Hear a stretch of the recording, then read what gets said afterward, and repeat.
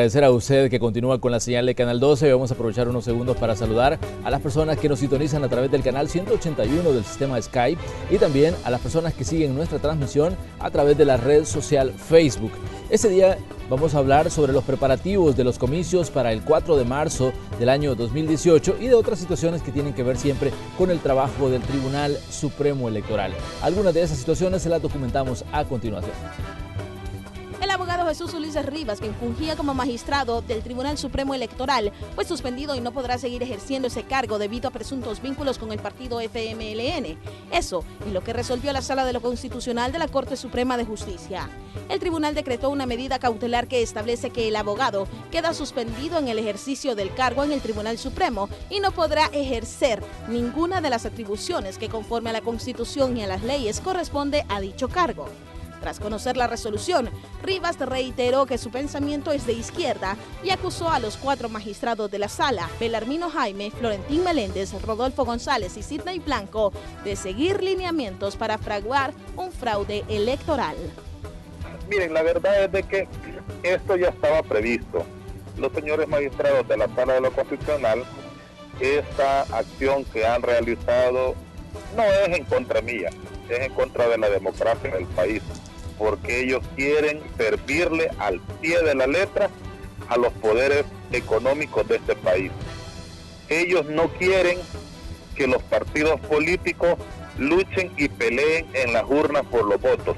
Las reacciones a esta decisión han continuado y el secretario general del FMLN arremetió contra la sala con esta decisión. El partido oficial considera la suspensión de Rivas como un atentado contra la democracia. Por mucho que ellos lo nieguen, pero lo que están haciendo es beneficiar a la derecha, al partido Arena, afectar el Estado de Derecho de este país. La pregunta que surge es si la suspensión de Rivas puede generar algún impacto en el proceso electoral que el tribunal está organizando. El vicepresidente de la República, Óscar Ortiz, afirmó que la Sala de lo Constitucional de la Corte Suprema de Justicia fue más allá de su competencia al declarar inconstitucional la elección de Ulises Rivas como magistrado del Tribunal Supremo Electoral. Calificó de gravísimo el caso y advirtió que aunque ahora alguien no pueda hacer nada, eso puede tener demandas en otras características. El vicemandatario aseguró que el magistrado tiene que proceder como la Constitución y las leyes mandan, porque es una especie de impunidad. Pero esos no son los únicos problemas del tribunal. El jefe de la Unidad de Servicios Informáticos del Tribunal Supremo Electoral, René Torres, fue señalado por la Corte de Cuentas de la República de no cumplir con un título que lo acredite para el cargo que tiene en el Tribunal Electoral. Con estos temas, comenzamos la entrevista de hoy. Bueno, y esta mañana nos da gusto recibir aquí en los estudios de Canal 12 al presidente del Tribunal Supremo Electoral, el doctor Julio Olivo. Bienvenido, presidente. Un gusto recibirlo. Gracias por esta invitación y espero poder aclarar algunas situaciones que tienen que ver con el proceso electoral salvadoreño. Así es, bueno, vamos a comenzar hablando de estas situaciones que tienen que ver con el trabajo del Tribunal Supremo Electoral. ¿Cómo interpreta usted esta situación que se ha dado con el magistrado Ulises Rivas, que ha sido suspendido en el ejercicio del cargo debido a una medida cautelar emitida por la Sala de lo Constitucional de la Corte Suprema de Justicia? Bueno, en primer lugar, yo he sido una persona, desde que estaba como decano de la Facultad de Jurisprudencia y Ciencias Sociales, muy crítica de algunas resoluciones de la Sala de lo Constitucional, sobre todo en este marco en donde hoy me desempeño como presidente del Tribunal Supremo Electoral y he observado a lo largo de este tiempo no menos de una veintena de sentencias, ¿verdad?, entre sentencias definitivas y sentencias de seguimiento. Todos fuimos testigos durante el proceso electoral de aquella famosa resolución que ordenaba incluso el recuento y que de alguna forma invalidaba también las credenciales definitivas que había entregado el Tribunal Supremo Electoral y que nos dejó sin la 8ª Asamblea Legislativa en nuestro país. Esos son hechos ya de, digamos, jurisprudenciales y objetos de estudio también de cónclaves internacionales como la Organización de Estados Americanos, la Asociación Mundial de Organismos Electorales, UNIORE también, que agrupa a los organismos electorales latinoamericanos, etcétera, etcétera. Entonces, esta resolución reciente Rivas Sánchez viene a ser algo así como una, digamos, una culminación de una serie de sentencias en donde, por ejemplo, en el caso anterior de la elección 2015, nosotros vamos a observar cómo, por ejemplo, un ciudadano, en este caso que había participado en la elección, alega de que se le ha violentado un supuesto derecho al sufragio, digamos, al sufragio pasivo, es decir, a ser electo como candidato por un determinado partido político. El Tribunal Supremo Electoral, como máxima autoridad en esta materia, le dijo, en este caso del señor Douglas Avilés, le dijo que no tenía razón por unas actas que él alegaba de que tenían algunas inconsistencias.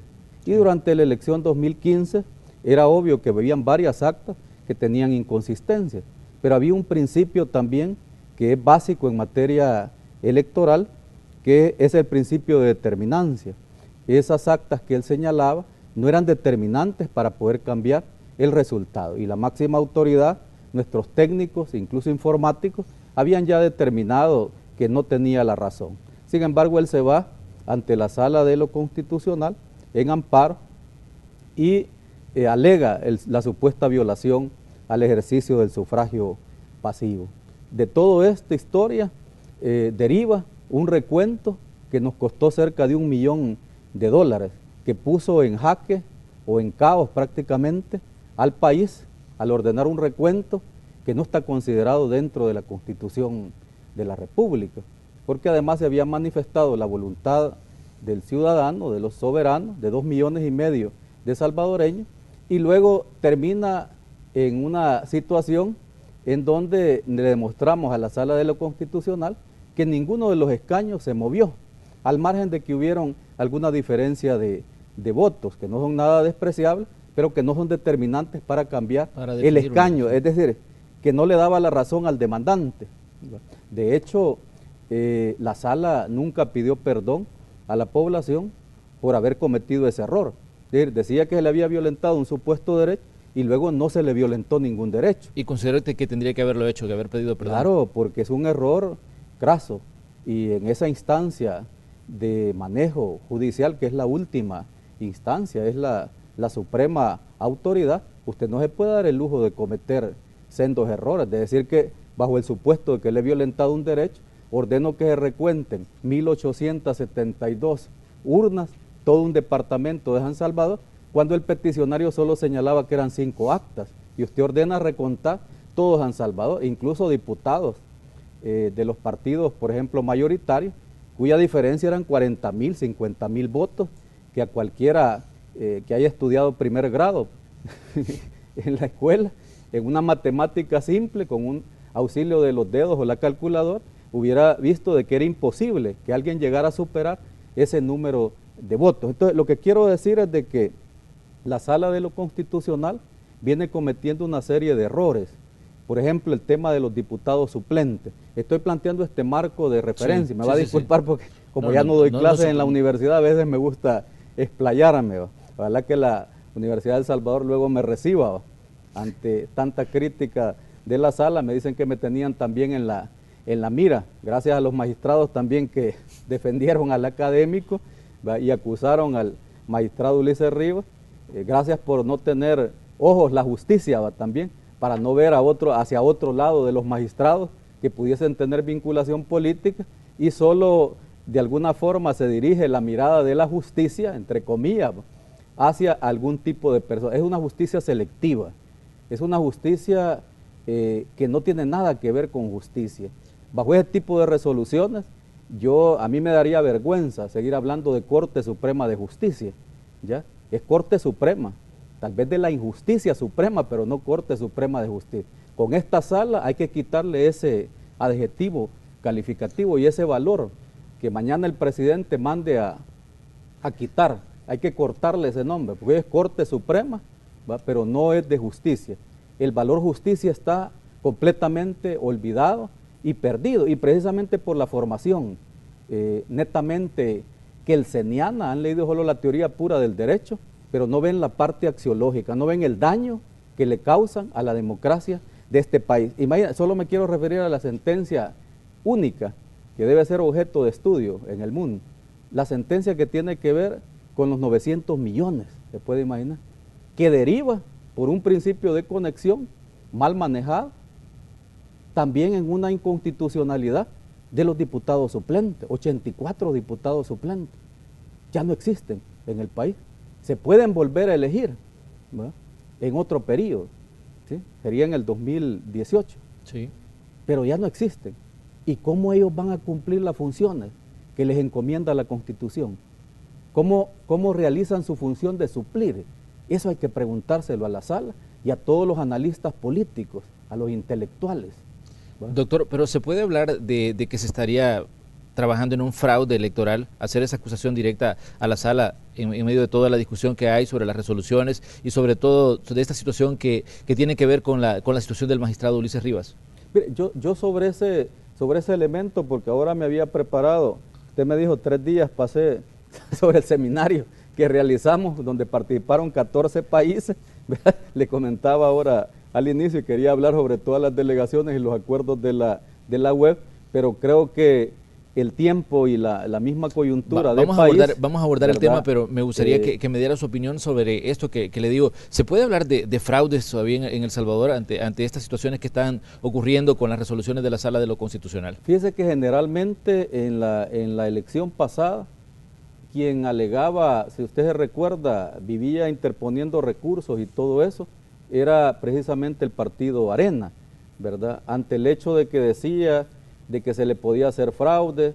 De hecho me atacaron a mí mucho porque yo era el presidente propuesto por el FMLN y yo les leí, porque parece ser que a veces es necesario aprender a leer y también a escribir, les leí docenas de veces en la televisión el artículo 208 y 209, principalmente el 208, que les señala ya de qué manera se integra el Tribunal Supremo Electoral en los tiempos posteriores a la firma de los acuerdos de paz. Y lo voy a repetir una vez más, porque hay gente que o no quiere aprender a leer, ¿verdad?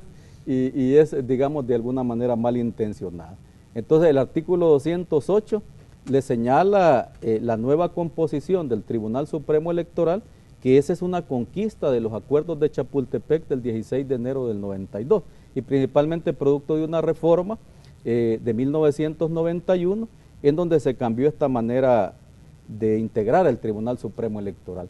Hay que ilustrar a algunas personas y decirles que el Tribunal Supremo Electoral de antes de los acuerdos de paz se integraba únicamente por los partidos políticos, es decir, representantes de los partidos políticos en un viejo Consejo Central de Elecciones, que también, usted sabe toda la historia, en el 72 y en el 77 fraguaron, digamos, diferentes fraudes electorales que llevaron a cerrar los espacios políticos en El Salvador y provocó que un grupo de personas, ¿verdad?, que no estaban de acuerdo con ese sistema de cosas, que no estaban de acuerdo con las dictaduras militares, con las violaciones a derechos humanos y con todo lo que había, la inequidad social, etcétera, etcétera, se fueran a la montaña y tomaran las armas. Entonces luego se firma la paz, ¿verdad?, después de 12 años de conflicto armado, y entonces se conviene, además de crear la Procuraduría para la Defensa de los Derechos, una nueva policía que desarticula a la Policía Nacional y a todos los cuerpos de seguridad, que nosotros sabemos el montón de violaciones a los derechos humanos que cometieron, sobre todo como universitarios, pues vivimos toda esa barbarie, digámoslo así.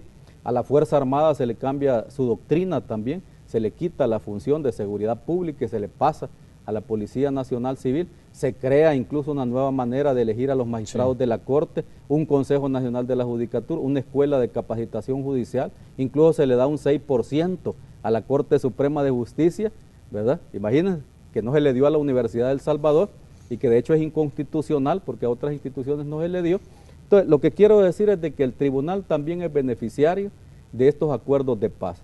Se crea un nuevo Tribunal Supremo Electoral, ya no solo integrado por los partidos políticos, sino que se agrega también ese elemento. Y ya me voy a referir al caso del magistrado Ulises Rivas Sánchez.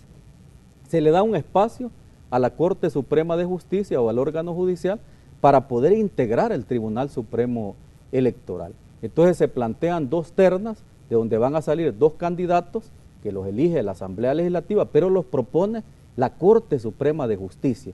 Entonces, esa es una conquista del electoral. De hecho, en los actuales tiempos, el Tribunal Supremo Electoral, aunque ve la función jurisdiccional y la función administrativa, ¿ya?, los magistrados provenientes de la Corte Suprema de Justicia, entre ellos el magistrado Jesús Ulises Rivas, ven la parte jurisdiccional, es decir, tenemos una comisión que ve y da dictámenes sobre la parte jurisdiccional, y luego la parte administrativa, los magistrados que hemos sido propuestos por los partidos políticos, porque así lo señala la Constitución de la República, que el partido que ha obtenido el mayor número de votos en la elección presidencial, el segundo partido que ha obtenido el número de votos, ¿verdad?, más alto, que en este caso sería el Partido Arena, propone a otro magistrado, y así la otra magistrada que también está en el Tribunal Supremo Electoral representa a una coalición. Esa es la manera en que los firmantes de los acuerdos de paz concibieron un nuevo Tribunal Supremo Electoral para que tuviera la parte jurisdiccional por jueces, digamos, que nombraba la misma Corte Suprema de Justicia o que proponía la Corte Suprema de Justicia, y también la representación de partidos políticos, porque los partidos políticos, nos guste o no nos guste, son básicamente los actores primarios en la elección. Allí voy al tema del magistrado Ulises Rivas. Hoy resulta que la Corte Suprema de Justicia, si antes se metió con el presidente Eugenio Chicas y lo declara inconstitucional, por cuestiones evidentes de que él era parte de la comisión política del FMLN, si queremos encontrar ahí más argumentos, ahora destituye prácticamente, separa del cargo a un magistrado de la misma Corte Suprema de Justicia. Eso es lo que a mí me parece delicadísimo, porque no solo atento contra el espíritu de los acuerdos de Chapultepec, que no lo firmó la Sala de lo Constitucional ni la Corte Suprema de Justicia, sino que solo fueron beneficiarios de ese acuerdo, sino que lo firmaron otras partes, ¿ya?, que ahorita se les ha removido el piso prácticamente y se ha cambiado el espíritu de los acuerdos, porque yo trabajé sobre ese tema incluso en mi tesis de grado, y es delicadísimo, porque una de las causas que generó la guerra en este país fue precisamente el cierre de espacios políticos. Entonces a mí me llama mucho la atención y me preocupa, ¿verdad?, que una institución surgida de los acuerdos de paz y que es producto del espíritu de los acuerdos de paz esté siendo de alguna manera modificada, ¿ya? Eso es lo que a mí me preocupa en la institucionalidad democrática que se ha construido, modificada por un actor que está sentado en un escritorio y que de repente, sin saber cuál es el espíritu de los acuerdos de paz y sin saber toda la historia de este país, ¿va?, que cuesta sangre, dolor, luto, pues muerte, etcétera, etcétera, venga desde el escritorio y decrete una sentencia de manera vertical y le diga a los actores de los acuerdos de paz, miren, ya no vale su ley de amnistía, ya no vale el perdón y el olvido, ¿verdad? O sea, que terminó con el conflicto armado. Pero ¿cómo toma usted, doctor, cuando se dice en la resolución de la sala que hay vínculos directos del magistrado Ulises Rivas con un partido en específico? Se le señala de incluso haber pedido el voto para el actual presidente de la República, el profesor Salvador Sánchez Serén, y su fórmula, Óscar Ortiz. ¿Qué piensa usted de estos señalamientos directos que se hacen contra el magistrado?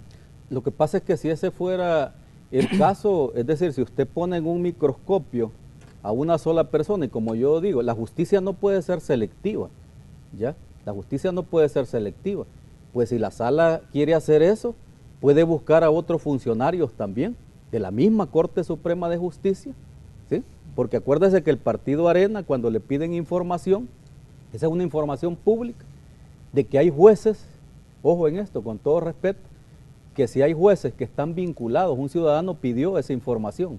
Si fuera una justicia verdaderamente imparcial, en el sentido de hay que dar a cada quien, en el sentido más ínfimo del concepto de justicia, hay que dar a cada quien lo que le corresponde. Entonces, hay no menos de 20 jueces que dijo el Partido Arena que tenían vinculación con el Partido Arena. Y lo dijo, lo informó públicamente. ¿Por qué no comenzamos por esos jueces? Yo ni recuerdo de quiénes son, pero hay jueces también, magistrados de la Corte Suprema de Justicia. Y si no, comencemos por ellos mismos. Pero ¿considera usted que se incurre en una violación de derechos al no permitirle a alguien que ejerce un cargo público tener algún tipo de simpatía política o tener algún tipo, digamos, de preferencia a nivel político? Lo que pasa es que yo creo que la sala ha roto todos los linderos. Yo sinceramente, en un concepto de seguridad jurídica mínima, antes usted sabía qué atenerse en materia de seguridad jurídica, pero con todo respeto a los magistrados de la Sala de lo Constitucional, si bien hay algunos que los adulan, y dice, cuidado con los aduladores, ¿va?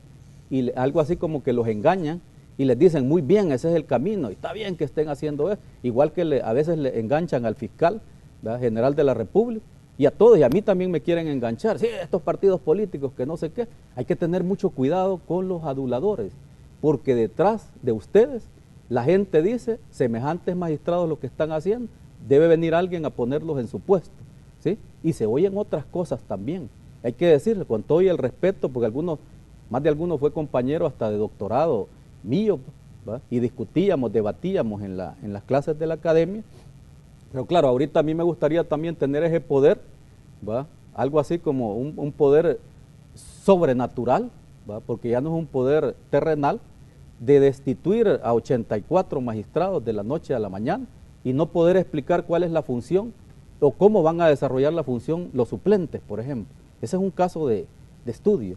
La Constitución le da funciones a los suplentes, ¿va? ¿Y cómo las van a desarrollar? De hecho, hay una diputada, por cierto, del Partido Arena, que yo tuve el gusto de conocer en una diligencia que andaba realizando, que salió embarazada, ¿va? Y que no había nadie que la supliera. Hay que preguntarle a la sala cómo se hace para suplir en el caso que una persona, esta es una persona, digamos, que salió embarazada, hay otros que se han enfermado, ¿ya? Y la voluntad directa del soberano cuando le deposita, ¿verdad?, toda la soberanía en ese cargo público para que pueda votar en nombre de él, ¿va? Y a saber si había un caso que tenía ella que votar en esa sesión plenaria de la Asamblea Legislativa y no lo pudo votar, o sea, estamos violentando la soberanía también popular. Entonces yo creo que el tema, como le digo, es bien complejo, ¿verdad? Yo quisiera que ubicáramos, por eso digo, hay que quitarle el nombre ya a la Corte Suprema de Justicia, y no es culpa de la Corte Suprema de Justicia, sino que de una sala. Y no se extrañe porque mañana las personas contratadas también por la Sala de lo Constitucional, ahí hay un sujeto que era de los peores estudiantes de la Universidad de El Salvador, que ha interpuesto, curiosamente tiene casi 90 recursos de inconstitucionalidad, el señor Vega, hay que revisar las notas, yo ya las pedí, ¿va?, las notas de él, por acceso a la información pública, ¿va? O sea, una persona que usted puede suponer de que está contratada, es decir, se levanta en la mañana, ¿va?, y antes de ir al baño ya se le ocurrió qué recurso va a interponer de la diferente naturaleza económica, política, social, pero prefiere las del Tribunal Supremo Electoral. Pero, doctor, tenemos que haya más resoluciones que puedan hasta cierto punto cambiar para el panorama del trabajo del Tribunal Supremo Electoral, porque hay varios todavía que están en estudio por parte de la Sala de lo Constitucional, la petición de reducir de 84 a 50 diputados, cambiar la circunscripción por departamento. No tenemos que puedan haber nuevas resoluciones que cambien el panorama de trabajo para ustedes. Yo lo que temo es de que la Sala pueda tener un Tribunal Supremo Electoral que le siga adulando todos los inventos y la creatividad que tiene en materia electoral. Más bien, lo que a mí se me ocurrió, incluso la elección pasada en el 2015, cuando nos ordenan a nosotros, nos nombran contadores públicos certificados, que recontemos todo el departamento de San Salvador a los magistrados, además de ser una cuestión, no dice nada, cuando de repente un supuesto ciudadano dice que está violando el ejercicio del sufragio pasivo y después aparece con que no se le violentó porque no tenía razón y no se le dé el escaño, que por cierto le correspondía al diputado Vargas, ¿verdad? Pues, ¿qué hacer con eso? Y después todavía más, no solo se equivocó en ese caso, porque no se había violentado ningún derecho fundamental de ese ciudadano al ejercicio del sufragio, porque los escaños estaban cabales y el Tribunal Supremo Electoral ya lo había señalado, sino que ahora en la sección de probidad al ciudadano que él le concedió, ¿va?, confió en él porque se le había violentado un supuesto ejercicio del sufragio sin presentar ni una sola prueba, ni una sola prueba, y le ordena al tribunal que construya la prueba. A ese ciudadano ahora lo tiene en la sección de probidad investigándolo por supuesto enriquecimiento ilícito. O sea, estamos hablando de un juego pues completamente. El ciudadano que él confía y producto del cual ordena un recuento, ahora lo investiga en la sección de probidad y lo quiere procesar también por enriquecimiento ilícito. O sea, las cosas no concuerdan, no concuerdan. Doctor, vamos a hacer una pequeña pausa. Al regresar vamos a hablar de los preparativos de los comicios para el 4 de marzo de 2018, temas presupuestarios, temas de decisiones que se han tomado en la Asamblea Legislativa, así que les invitamos a que se queden con nosotros y en la entrevista de Hechos AM.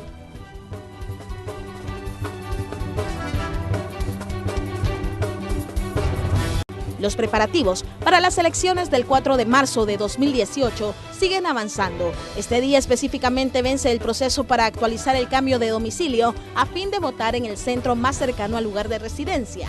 Estamos a un año, un día para que se elija a 84 diputados y 262 alcaldes. Se prevé que el 4 de octubre se haga la convocatoria oficial a los comicios para que un día después los partidos procedan a inscribir a los candidatos. Los partidos políticos también tienen que someterse al proceso de elecciones internas, pues según un fallo de la Sala de lo Constitucional de la Corte Suprema de Justicia, ahora son los militantes quienes escogen a los candidatos. El proceso sería entre el 3 de abril y el 3 de agosto del año en curso. Este mecanismo se haría por primera vez, aunque ya para las pasadas elecciones el partido Arena escogió a algunos candidatos mediante primarias. De hecho, este instituto ya hizo la convocatoria. Que sea un proceso que sea transparente, con este proceso, con apoyar a la Comisión Electoral Nacional. El tribunal también proyecta recibir las solicitudes de los interesados en participar como candidatos no partidarios y dar los libros para la recolección de las firmas necesarias para la inscripción entre el 2 de junio y el 3 de octubre. Estas serán las terceras elecciones en las que un ciudadano pelea por un curul en la Asamblea Legislativa sin pertenecer a un partido político. Por otra parte, el organismo electoral realizará la admisión de solicitudes para inscribir nuevos partidos políticos entre el 2 de junio y el 31 de agosto. Los partidos también presentarán solicitudes de inscripción de pactos de coaliciones del 4 al 18 de septiembre. El Código Electoral lo establece. En el registro electoral se suspendería la inscripción de ciudadanos 180 días antes de las elecciones, que sería el 4 de septiembre, aunque el Tribunal Supremo Electoral tiene previsto un periodo para revisión y el cierre definitivo lo haría el 3 de noviembre. La recta final del proceso electoral estaría marcada por la inscripción de los candidatos del 5 de octubre al 18 de diciembre. En ese periodo, los magistrados deben revisar que las candidaturas presentadas cumplan con los requisitos legales o denegarlas para que presenten otras propuestas. Pero el proceso tiene obstáculos que superar. Por ahora, no cuenta con un presupuesto aprobado. La propuesta ya fue enviada al Ministerio de Hacienda e incluso se subsanó prevenciones y posteriormente debe ser enviado para que lo aprueben los diputados. Estos son algunos de los temas de hoy en el espacio de la entrevista de Hechos AM. Bueno, continuamos con el espacio de la entrevista de Hechos AM. Este viernes tenemos como invitado al presidente del Tribunal Supremo Electoral, Julio Olivo, con quien estamos hablando de diferentes temas que afectan el trabajo de este organismo colegiado. Doctor, me gustaría que habláramos de los preparativos de las elecciones y también de este evento internacional que ustedes han organizado y que tuvo lugar aquí en El Salvador. ¿Cuáles son lo que queda y la ganancia que queda para el país de este evento? Sí, quizás decir que nosotros, desde diferentes misiones internacionales que usted va a observar que hemos realizado, hemos firmado convenios con diferentes países y principalmente con la Asociación Mundial de Organismos Electorales, que nos concedió la sede, compitiendo con países como Corea, compitiendo con Guinea, con Kenia, para poder realizar la 5ª reunión ejecutiva de la Asociación Mundial de Organismos Electorales, que tuvo lugar, como usted muy bien lo dice, los días 27 y 28. De hecho, era hasta el 2 de marzo a que se retiraban las últimas delegaciones. Además de ello, tuvimos la realización también del Seminario Internacional sobre aplicación de tecnologías de información y comunicaciones para la transparencia y eficacia de los eventos electorales en el mundo. Entonces, estos son los tipos de eventos que nosotros le queremos poner un nuevo sello en la nueva administración. Yo que vengo de la academia de organizar una serie de eventos, de congresos de ciencias jurídicas, de dirigir incluso la maestría judicial en donde se forman los más de 700 jueces de la República en convenio con el Consejo Nacional de la Judicatura, de realizar congresos centroamericanos, etcétera, etcétera. Hoy realizamos este evento que es una especie de congreso salvadoreño, un seminario internacional, en donde participan 14 países, se puede imaginar, de diferentes partes del mundo, de Asia, con estas delegaciones de Corea, a conocer esas tecnologías.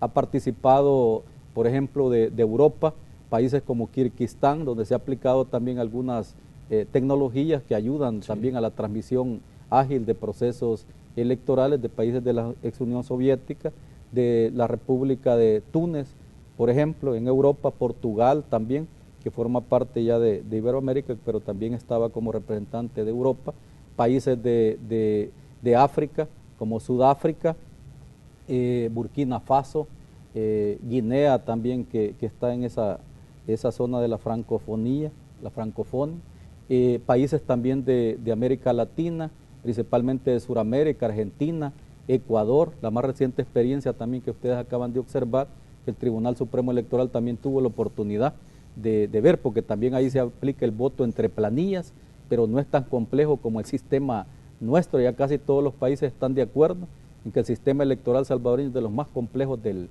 mundo, así lo he bautizado yo y lo estoy defendiendo también con mucha pena, pues, porque no con orgullo, igual que la papeletona, la super papeleta también electoral nuestra. Entonces quizás decir que mientras nosotros estamos organizando, es una verdadera lástima y pena, mientras organizamos eventos de este tipo, en donde en la 5ª reunión ejecutiva se tiene a El Salvador, he colocado a El Salvador en el primer lugar, incluso antes de Ecuador, antes de Guinea, antes de Kirguistán y de otros países en donde la Asociación Mundial de Organismos Electorales estaba antes cooperando. Hemos conseguido un presupuesto, una donación, vean, por algunos que tienen un poco de miedo, ¿va? O los que se dedican al comercio empresarial, hay que decirlo así, están sumamente preocupados, ¿va? Porque los negocios se les están agotando, porque nosotros conseguimos donaciones, cooperación internacional. Mientras andamos haciendo este tipo de cosas, hemos conseguido $1.650.000, ya lo ratificaron en la 5ª reunión, ya lo aprobó el gobierno de Corea, ya lo gestionó el Consejo Nacional Electoral de Corea, para que nos puedan donar o nos puedan apoyar con ese dinero para modernizar nuestro data center, para poder capacitar tecnológicamente a nuestra gente, a nuestros técnicos, que posiblemente puedan viajar también a Corea dentro de este programa. Y también para donarnos, oiga bien, más de 1.800 escáneres para poder procesar las actas que provengan de las mesas de votación, ¿sí? Ellos han descubierto incluso máquinas que pueden leer papeletas, o sea, es el organismo especializado, ¿ve? Y tiene la tecnología especializada para resolver el problema que usted le plantea, incluso problemas tan complejos que ellos han confesado, como nuestro sistema de fraccionamiento de votos, que un día hay que poner las barbas en remojo y comprender de que ese es un error, el sistema de fraccionamiento que nosotros hemos provocado, pero es el impuesto por sala de lo constitucional. Doctor, me gustaría que habláramos de aspectos específicos de los preparativos de las elecciones. Todavía a ustedes no se les ha asignado un presupuesto. ¿Qué implica esto, considerando de que tal vez los ciudadanos vemos el proceso electoral hasta marzo de 2018, pero para el tribunal significa ya una cuenta regresiva de que este proceso se viene acercando? Bueno, nosotros hemos pedido, digamos, al Ministerio de Hacienda, bajo una metodología también de seminarios de trabajo, nombramos una serie de comisiones, como ya le di, tenemos una comisión que se llama Comisión Coordinadora de Elecciones 2018, y en esa comisión se ha dispuesto un plan general de elecciones que ya está elaborado desde el año pasado, un presupuesto también para elecciones 2018 y también un calendario electoral, o sea, ya la recta final, o al menos el punto de partida y no de llegada, ya comenzó, porque las elecciones son el 4 de marzo. Entonces, a partir del 4 de marzo, incluso estamos muy agradecidos con la Asamblea Legislativa, porque emulando otros ordenamientos jurídicos, ¿verdad?, del mundo, y vamos a nuestro vecino Costa Rica, hay una disposición ya, hay un decreto legislativo aprobado por la Asamblea Legislativa de El Salvador, en donde se señala que un año antes de las elecciones no se puedan hacer ningún tipo de modificaciones, para que al menos no se excusa de que la elección pasada, en el 2015, hubieron 11 resoluciones, imagínense, de la Sala de lo Constitucional y 8 decretos de la Asamblea Legislativa, dentro, se le llama legislación en caliente, dentro del mismo evento. Usted decía si esto no era estresante, sí. un poquito, pero imagínate, 11 metiéndose en la sala de lo constitucional a querer hacer elecciones, ¿sí? Quería hacer su propia elección y ordenó recuento, ¿va? O sea, quería hacer su propio evento electoral, ese es un temor también. La Asamblea Legislativa participando con decreto, entonces ahora un año antes no se van a poder hacer modificaciones, salvo aquellas que pueda solicitar la máxima autoridad en materia electoral, que nosotros veamos en dónde nos aprieta el zapato y podamos hacer las correcciones electorales de último momento. Entonces, de hecho, nosotros estamos queriendo que esos cambios, que esas reformas, ya propusimos 3 paquetes de reformas a la Asamblea Legislativa y algunas se han aprobado por la Honorable Asamblea Legislativa, pero otras todavía, digamos, no se han aprobado. Pero, en fin, el presupuesto que hemos presentado al ministro de Hacienda es por 39.9 millones. Claro, algunos dicen, miren, demasiado presupuesto. Si el presidente Olivo dijo que iba a tener austeridad, transparencia, etcétera, etcétera. Decirles de que hemos rendido cuentas a la sociedad sobre los fondos que nos entregaron en la ocasión pasada. Y yo dije, con 25 millones que nos han dado, incluso la elección puede valer menos. Y de hecho devolvimos 2.4 millones. Oiga bien, aún financiando el recuento de votos ordenado por la sala, que la sala no puso 5 centavos, ni tomamos del 6% del presupuesto de la Corte, que sería interesante, ¿verdad? Que la sala, cuando emita una resolución, diga de dónde, cuál va a ser la partida presupuestaria, y qué bien que fueran solidarios, ¿va? Ya con el Tribunal Supremo Electoral, que ahora está pidiendo dinero, porque las modificaciones que ha hecho Sala de lo Constitucional, por ejemplo, en capacitación electoral, que antes nos costaba $1 millón, como hay que capacitar a más de 100,000 personas que ya no son representantes de los partidos políticos y nosotros lo vamos a corroborar, que no tengan esa vinculación formal ni material, hoy son ciudadanos que si bien la sala dice los va a proponer los partidos políticos, pero no van a estar vinculados con partidos políticos, cumpliendo nosotros con esa disposición, habrá que capacitar y en eso sí, digamos, nosotros tenemos como ya experiencia. Yo tengo un sobrado interés. Próximamente anunciaremos incluso la inauguración de la Escuela de Capacitación y Formación Electoral, que dicho sea de paso, si me permite el comercial, el día de ayer estábamos reunidos en el PNUD, yo pedí una misión de las Naciones Unidas para contarles cómo es la historia que está pasando en El Salvador. O sea, todos ya conocen la historia de la complejidad, y el programa de las Naciones Unidas, a través de una cooperación también de la Unión Europea, nos va a proveer fondos. Estamos gestionando $1 millón para poder capacitar y formar, porque no es lo mismo capacitar que formar, tal vez no llegar a profesionalizar, como es el concepto que utiliza la sentencia de la sala, porque profesionalizar, incluso yo diría, hay que profesionalizar incluso a los jueces y a los mismos magistrados de la Corte Suprema de Justicia y de muchas instituciones. Pero en las juntas receptoras de votos, que van a ser 9.470, se han proyectado para este evento electoral, menos que las 10.621 que se habían proyectado para la elección 2015, vamos a tener que formarlas en una metodología que hemos planteado de aula virtual, online, digamos, una metodología online, porque es imposible, ninguna universidad puede soportar un ejército de 200,000 personas. De hecho, la Universidad de El Salvador, que tiene el mayor número, ¿verdad?, de estudiantes del país, digámoslo ahí, son 50,000 estudiantes en la zona, concentrados en la zona paracentral, la oriental, la occidental y la central. Imagínense, solo administra 50,000, con aulas también distribuidas en todo el territorio nacional. Entonces, cuando sale, emite esta resolución, tampoco está pensando en cómo se va a realizar este evento. Entonces, nosotros hicimos una propuesta ante el organismo colegiado que ha tenido eco de que debemos de comenzar cuanto antes ese proceso de capacitación y formación, algo así como una educación permanente o una educación anticipada, y para ello requerimos el instrumento de la escuela, no habrá otra manera. El llamado, vamos a hacer un llamado a todos los salvadoreños y salvadoreñas que quieran participar en este acto patriótico, pues, de cuidar urnas el día de la elección. Ojalá que no se desanimen por la complejidad del sistema, por las madrugadas que todos saben de que pasaron los miembros de mesa anterior. Vamos a tratar de corregir todos esos datos para que toda la ciudadanía pueda inscribirse, ¿verdad?, y poder participar y los que sean certificados, algo así como los que pasen todas las pruebas, ¿verdad? Puedan participar en mesas de votación, siempre y cuando cumplan con el requisito que ha planteado la Sala de lo Constitucional de la Corte, que es que deben de ser a propuesta de los partidos políticos, pero sin tener vinculación con un partido político. No deja de ser de nuevo una sentencia metaterrenal, no de este planeta, derecho constitucional espacial, como yo le he llamado a todo esto que hace la Sala, porque hay cosas que no se logran entender, suplentes que no existen, pero que pueden suplir, ¿verdad? O sea, ¿cómo cumplen las funciones de suplir? Y ya no existen. Ayer, doctor, la Asamblea Legislativa tomaba también una decisión que también, bueno, hoy ocupa espacios grandes en medios de comunicación.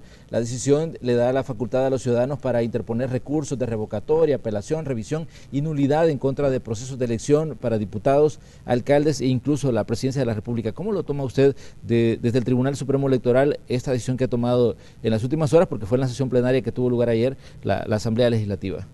Bueno, más bien ese es el acceso a la justicia electoral, así le podríamos llamar. Y el Tribunal Supremo Electoral, de hecho en la opinión que damos a la Asamblea Legislativa, la Comisión de Reformas Electorales y con quien hemos trabajado, digamos, en este nuevo periodo de la mano, ¿verdad? Y hemos dado diferentes opiniones consultivas que ustedes las han observado para bien de nuestro proceso electoral, para mejoría de nuestro proceso electoral.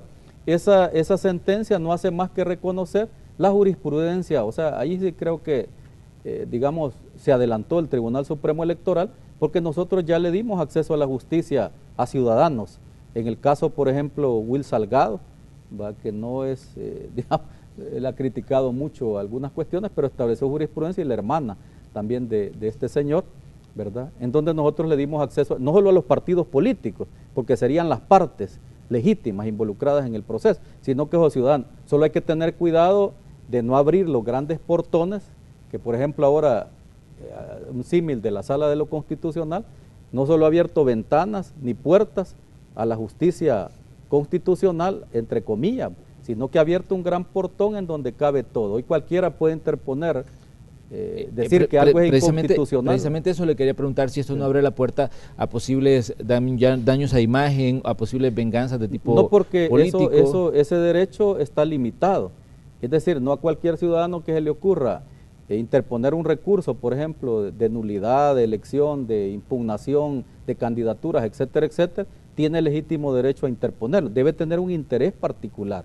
Hay que leer bien, digamos, esa sentencia, si no estaríamos abriendo demasiados portillos que el Tribunal Supremo Electoral tendría que pasar solo resolviendo recursos. Yo me imagino una Sala de lo Constitucional, ¿verdad?, en donde se le interpongan, por ejemplo, todos los estudiantes de la Facultad de Derecho, 3.000 estudiantes interponiéndole recursos de amparo, como la justicia es abierta para todos, algo así como justicia para todos, ¿verdad? No podrían trabajar, digamos, los tribunales si todas las universidades le metieran recursos a la Sala de inconstitucionalidad de amparo por cualquier cosa, por un mal olor del aire, ¿verdad?, por el agua que no me gustó, por un alimento también, por cierto, en esta cosa de Puerto Marisco, que salen arruinados los alimentos, ¿va?, sin mencionar nombres, ¿va? Y entonces yo no puedo andar interponiendo por mi derecho a la seguridad alimentaria, por ejemplo. O sea, usted no puede, algo así como prostituir también la justicia, ¿ya? No se trata de eso. Entonces el Tribunal Supremo Electoral ya dio acceso a los ciudadanos a ese recurso. Por eso esa sentencia solo lo que hace es reconocer que los ciudadanos también tienen derecho a interponer recursos, no solo los partidos políticos ni las partes involucradas, o candidatos no partidarios, por ejemplo, o las partes que resulten involucradas, sino que un ciudadano, pero siempre y cuando demuestre ese interés, ¿va?, particular.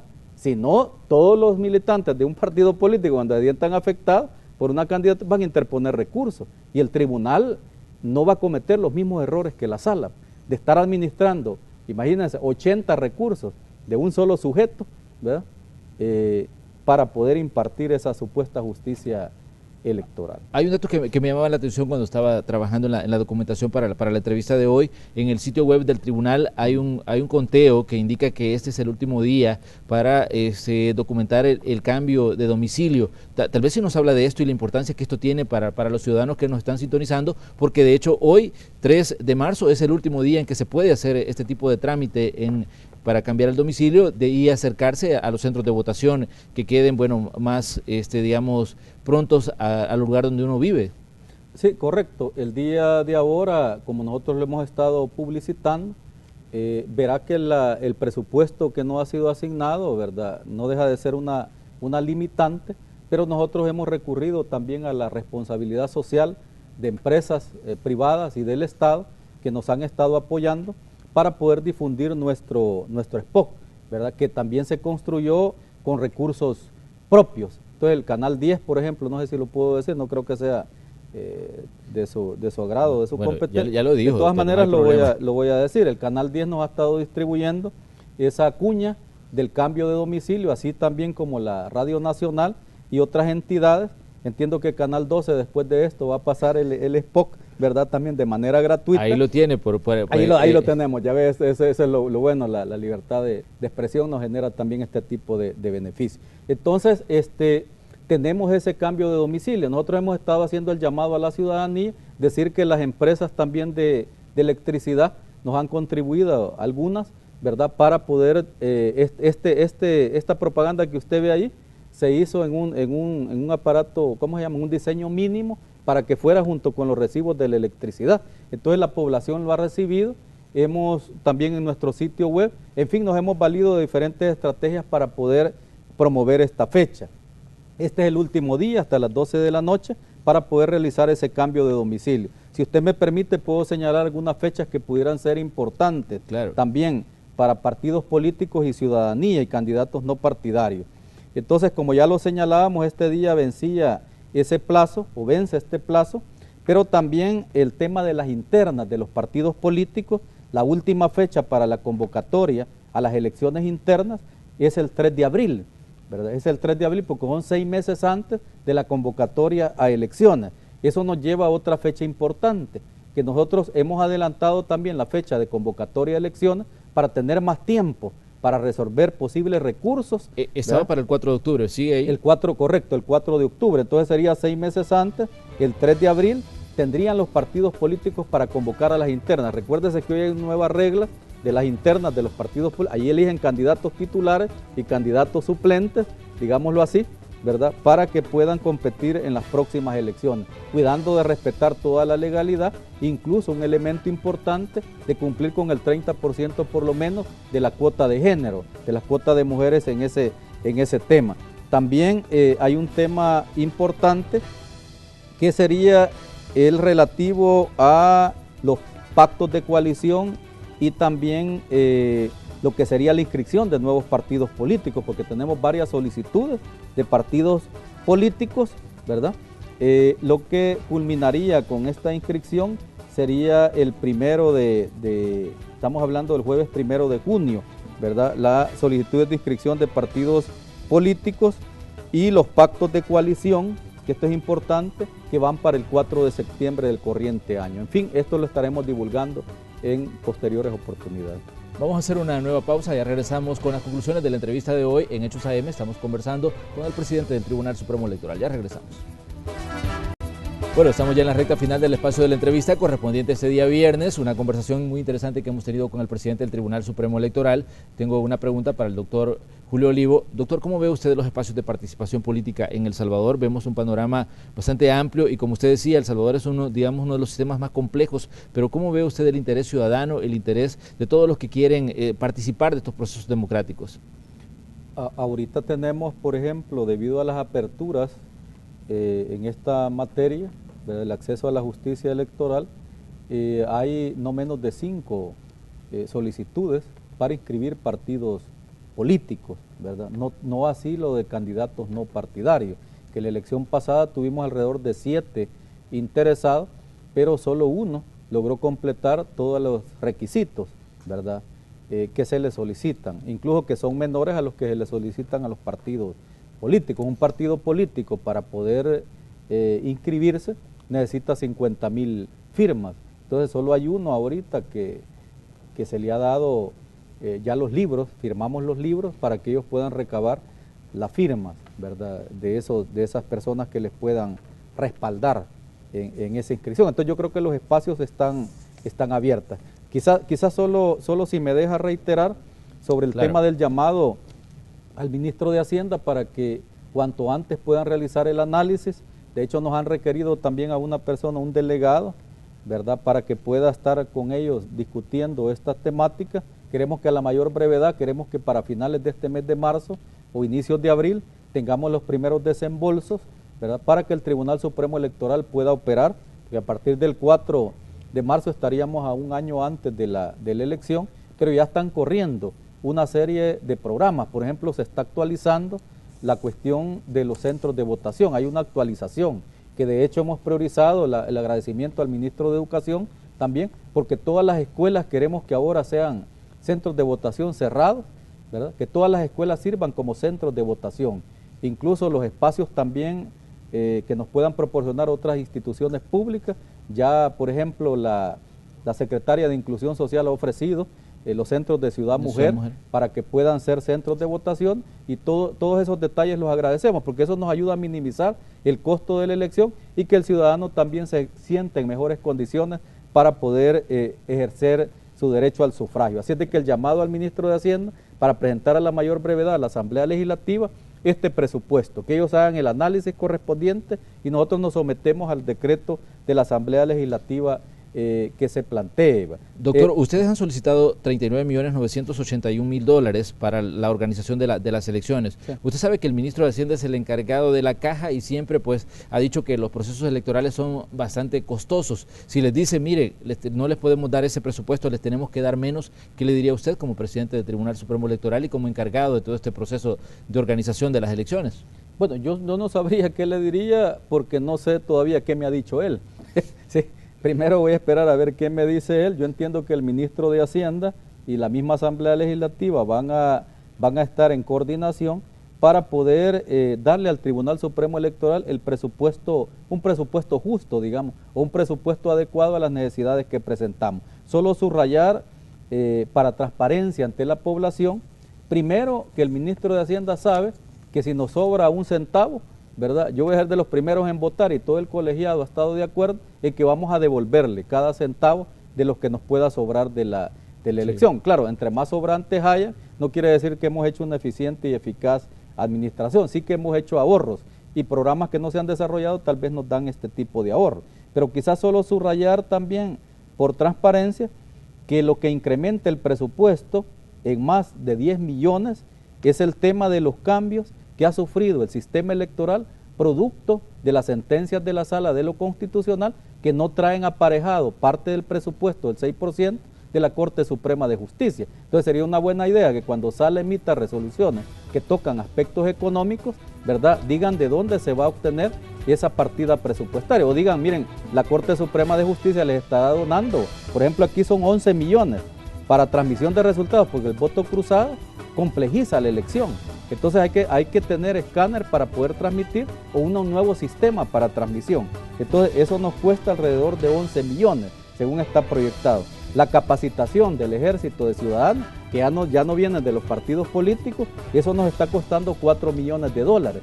Entonces si usted comienza a sumar todos los problemas generados, ¿verdad?, por esa creatividad electoral o esa innovación en materia electoral, nos cuestan 11 millones. Pero usted tiene 25 y salen 35, 39 millones de dólares. O sea que le cuestan al país alrededor de 11 millones, que no los incluyó Sala de lo Constitucional en ese presupuesto. Y ante la crisis fiscal, apretamos al gobierno para ver de dónde va a sacar también esos fondos. Yo creo que todos esos elementos hay que tenerlos en cuenta al momento de analizar este fenómeno. Bueno, doctor, le queremos agradecer que haya venido a conversar con nosotros. Esperamos contar con su presencia aquí en Hechos AM a lo largo de este año y a lo largo de todo el periodo de trabajo que usted tiene para ir conociendo cómo se va avanzando en cuanto a procesos electorales. No hay duda de que el 2017 es un año importante en materia de elecciones. Recordemos que el 4 de marzo de 2018 se elige diputados y consejos municipales y para 2019 pues vienen las elecciones presidenciales y no hay duda que esto está sobre los hombros del Tribunal Supremo Electoral. Doctor, muchas gracias por acompañarnos. Gracias a usted, tenga la seguridad que me tendrá acá siempre y cuando la sala lo permita. Bueno, ahí cerramos nosotros el espacio de la entrevista correspondiente a este día viernes. Les invitamos a que continúen con Canal 12 porque viene la segunda parte de Noticiero Hechos.